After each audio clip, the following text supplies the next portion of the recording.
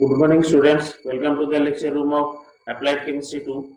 And this is the continuation lecture of previous lecture in Applied Chemistry 2. And in previous lecture, we have discussed about the introduction about polymers, their example, their importance in our life. Along with that, there some classification. I'm requesting you to go to the previous lecture. Link of this previous lecture has been given in this suggestion as well as in the description box below. After completing the previous lecture, you can understand or you can connect the two lectures that we are going to study today. So in today's lecture, we are going to discuss about the other classification that has been left in the previous lecture. And previous lecture we have discussed about the classification based on the structure of polymer, their type of presence of monomer that has been there in the polymer, their thermal behavior, whether they are thermoplastic or thermosetting polymer, and their mode of synthesis, whether they are going to prepare them by addition process or by condensation process. So now today in lecture we are going to discuss their classification based on their origin, whether they are from synthetic sources or from the natural sources, based on their tacticity. That means whether their groups are arranged in stereochemical manner, along with that their chemical structure, whether they are plastic fibers or elastomers, etc. So starting today's lecture, the first category is the based on their origin. So as you know that there are two kind of origin, either they can be synthetic or they can be natural. So natural polymers are very common in our daily life, and we are using them by daily basis, like for eating food like starch, or the thing cellulose is there in the wood, and natural rubber is there. So in daily basis we are going seeing them, and we are using them for our livelihood. But synthetic polymers, they are also used in daily basis, but they are prepared in the laboratory. Parts of their polymer are may present in synthetic part, but as a whole, the polymer thing we are going to have, or we are have to prepare in the laboratory. So the example of these synthetic polymers include PE, that means polyethylene, or polythene that we are carrying the vegetables or etc. Nylon, PVC, that is polyvinyl chloride. The pipes of our household are made up of this PVC polymer. So these are the synthetic polymers.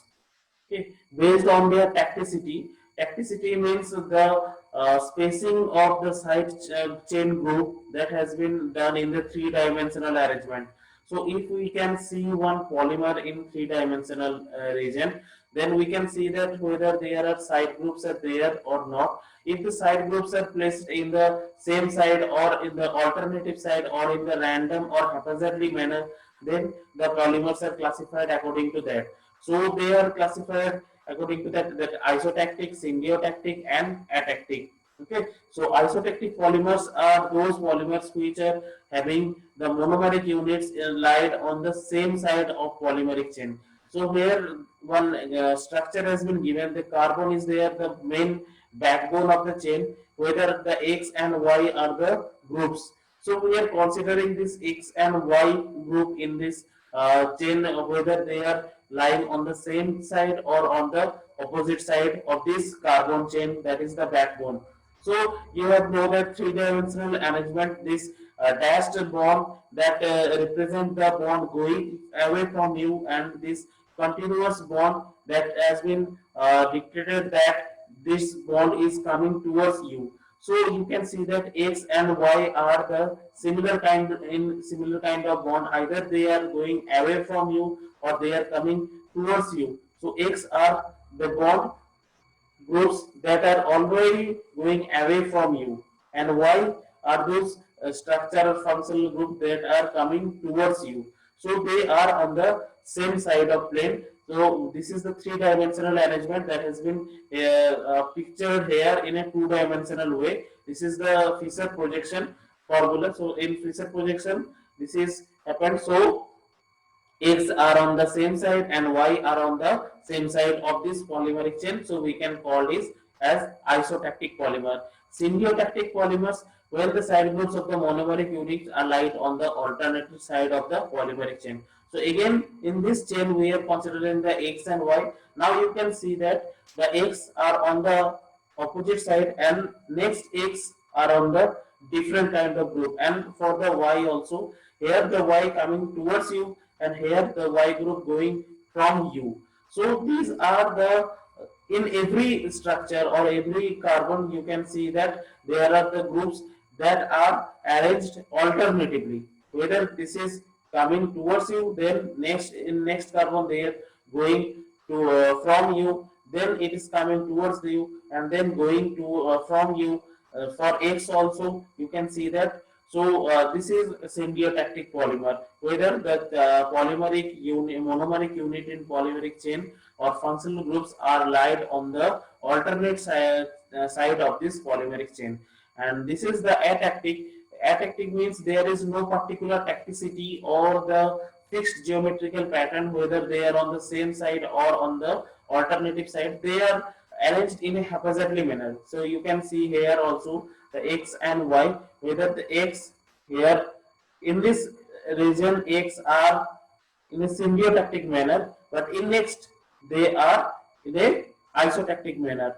Next isotactic manner, but next symbiotic manner. So there is no fixed geometrical pattern on this polymeric side chain here. So you can call as atactic polymer. So this is the tacticity comparison between them. You can see that X and Y position are different in this structure, same structure. Okay. What is the importance of this tacticity? Why are we studying this tacticity comparison or tacticity based on their classification? Because this tacticity have huge impact on their physical properties, their melting point, their geometrical arrangement, their structural requirements. They all depends upon the tacticity. If the structure is isotactic, they has been shown that the structure is generally crystalline in nature, and atactic and symbiotic molecules are generally considered as amorphous. And there is a huge impact on the melting point of this type of polymer, that whether the crystalline having the fixed melting point, but the amorphous compound are not having the fixed melting point. So we can measure or we can determine the melting point also from this tacticity, their geometrical pattern. We can see that the isotactic polymer are generally rigid in nature, and symbiotic and atactic polymers are not that rigid kind of things. Okay, so based on their chemical structure, moving on, we have the three kind of polymers, whether they are elastomers, they are fibers, or they can be considered as plastic polymers. Elastomers, that means they are having the elasticity. Okay, if you can stretch this molecule, you can have a molecule which are having more elastic in his nature, that it can expand to its structure to 3 to 10 times. Like in polythene, you can see it in rubber also. If you stretch this molecule, it is expanding its structure. So these kind of polymers are known as elastomers.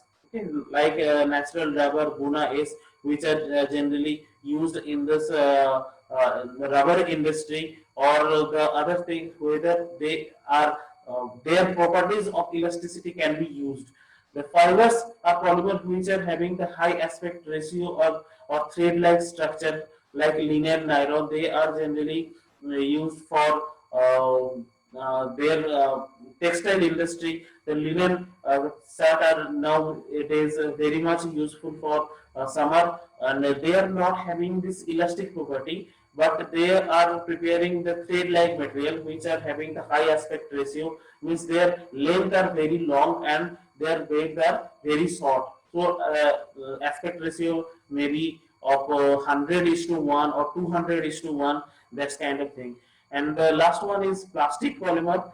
They are the polymers which can be molded into desired size and shape, applying by external energy. This external energy can be of heat, can be of pressure, or can be other thing, but they can be molded into their size. Suppose you are having a plastic, you can melt them, or you can apply the heat and you can mold them into your desired size. You can bend them, You can break them also after a proper process, or you can make it spiral, or you can make it strength lengthy also. So these are kind of plastics like a polyethylene, polyvinyl chloride, that is when used in pipes also.